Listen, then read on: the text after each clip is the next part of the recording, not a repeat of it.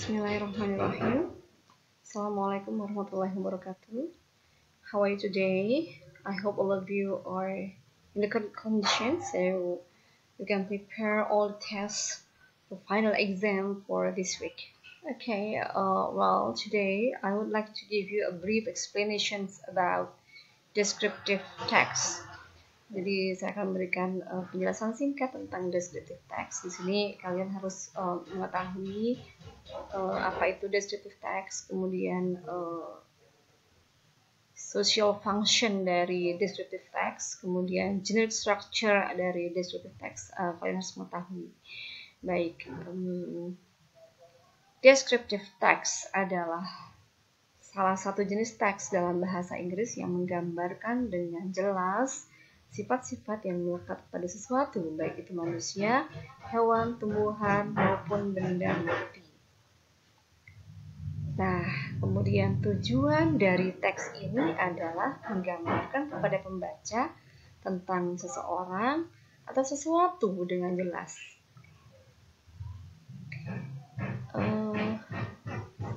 Kemudian generic structure dari descriptive text ini adalah yang pertama adalah identification.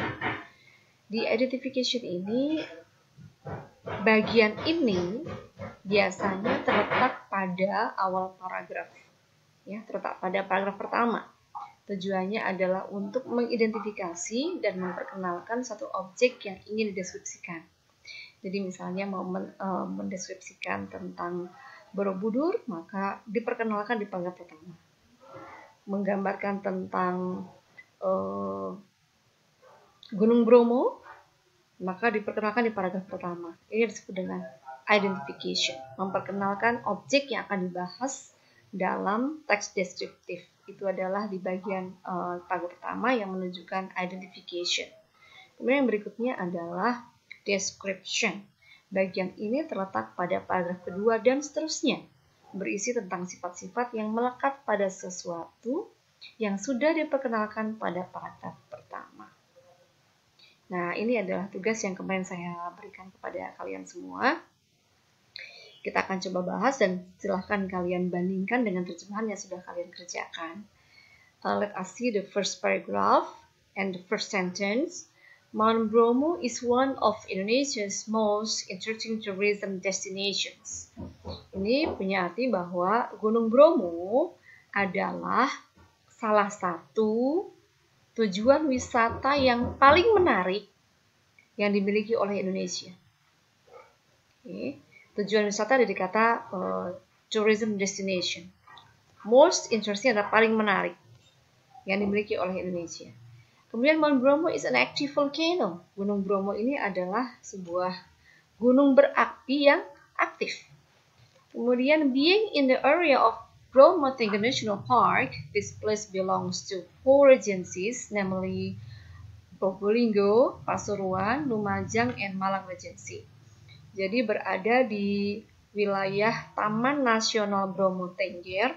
Tempat ini dimiliki oleh 4 kabupaten, yaitu Probolinggo, Pasuruan, Lumajang, dan Malang Regency atau Kabupaten Malang. Kemudian it comprises an area of about 10 square kilometers. Jadi Bromo ini meliputi wilayah sekitar 10 km persegi. Nah, di paragraf pertama inilah merupakan identification. Apa yang akan diperkenalkan oleh penulis di paragraf pertama di sini adalah Gunung Bromo. Maka identification adalah di sini adalah Gunung Bromo merupakan salah satu tujuan wisata yang paling menarik yang dimiliki oleh Indonesia. Ini merupakan identification dan muncul di paragraf pertama. Kemudian paragraf selanjutnya adalah description yang menggambarkan tentang kondisi detail rinci tentang Gunung Bromo sehingga penulis pembaca bisa membayangkan seolah-olah pembaca berada atau melihat Gunung Bromo tersebut. Baik, kita lihat paragraf berikutnya. Located on more than 2,000 meters above sea level, the temperature in Bromo can be very low. Jadi terletak di lebih dari 2000 meter di atas permukaan laut, suhu di Gunung Bromo ini menjadi sangat rendah. It can reach up to 0 Celsius degrees, especially in months of June and July. Jadi itu bisa mencapai 0 derajat Celcius khususnya di bulan Juni dan Juli. It is noted that in 2018, when Mount Bromo is on its extreme temperature, there was a phenomenon called crystal dew. The local people call it embun upas. Jadi tercatat bahwa di tahun 2018 ketika Gunung Bromo itu berada pada suhu ekstrim, itu ada sebuah fenomena yang disebut dengan crystal dew. Penduduk lokal menyebutnya sebagai embun upas. In the local language, upas means poison. Di bahasa daerah, upas berarti racun. It is beautiful to see, but it is dangerous because it destroys plants. Jadi, it mengacu kepada embun upas. Jadi, embun upas ini indah untuk dilihat, tapi berbahaya karena embun tersebut merusak tanaman. Okay, now this third paragraph. Apart from the embun upas phenomenon, Mount Bromo has many to offer. One of them is the view from Pananjakan Hill. Jadi selain dari embun upas, selain dari fenomena embun upas, Gunung Bromo memiliki banyak hal untuk ditawarkan. Salah satunya adalah pemandangan dari Bukit Penanjakan. Most people love to see sunrise and scenery around the mount from the place called Pananjakan Hill.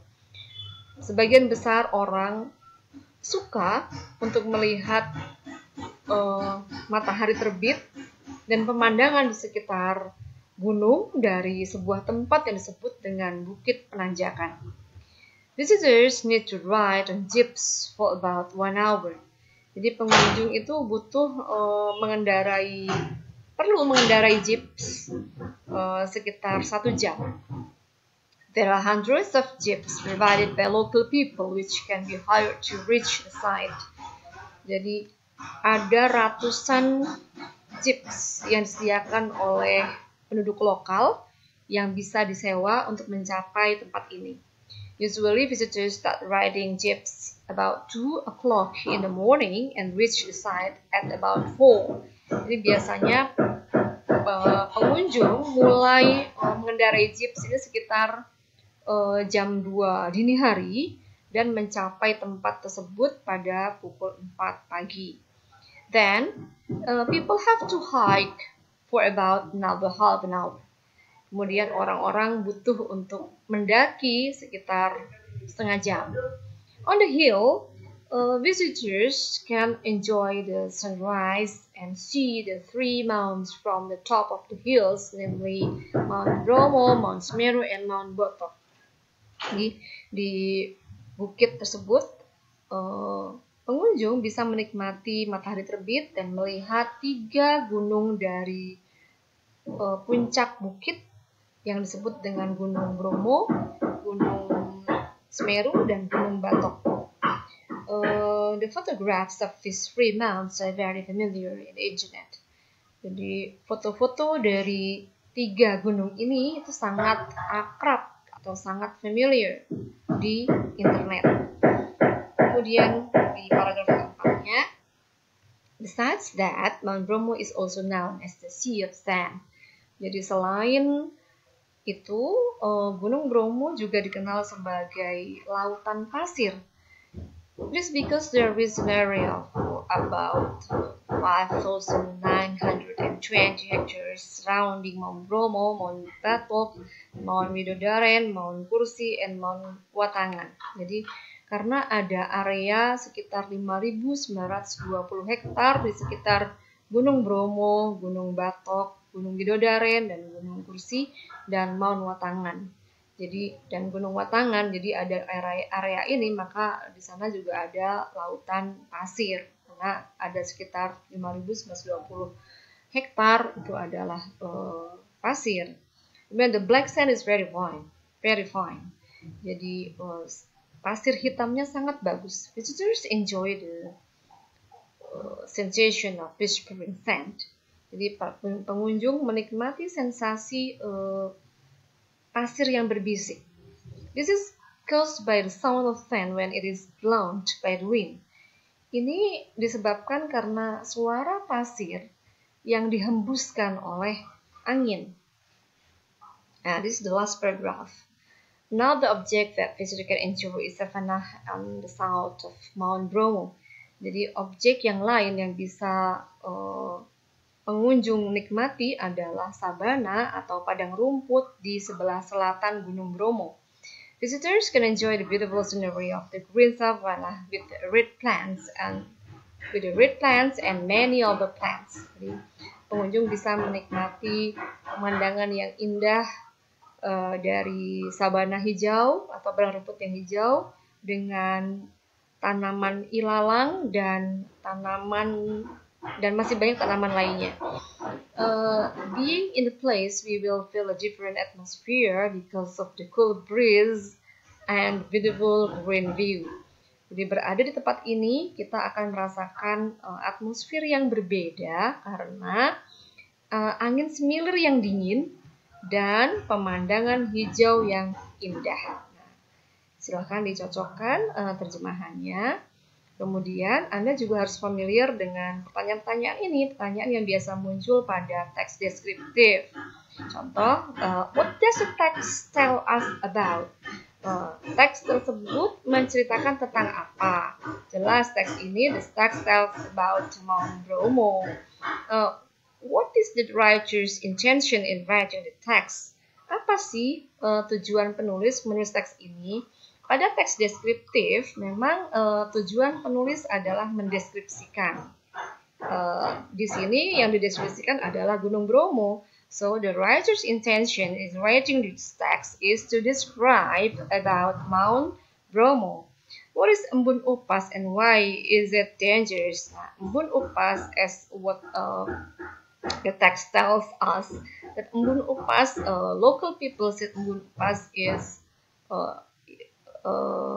poison. Upas means poison, and it is dangerous because upas can destroy other plants. What does the writer tell about this third paragraph? Okay, you can see the third paragraph. Okay, let us see the previous paragraph. This is the third paragraph.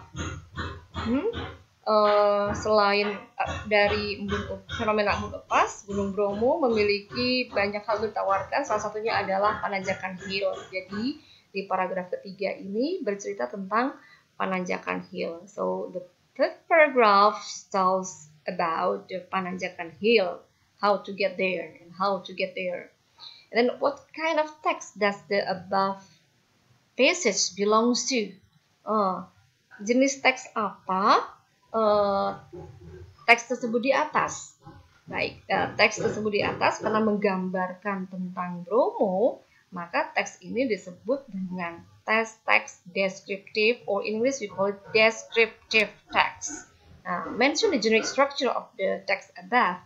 Tadi sudah disampaikan bahwa dalam teks deskriptif, generic structure-nya atau susunannya itu ada dua. Yang pertama adalah identification di paragraf pertama, dan di paragraf kedua dan seterusnya adalah description. Jadi ada generic structure-nya ada dua, yaitu identification and description di paragraf kedua dan seterusnya.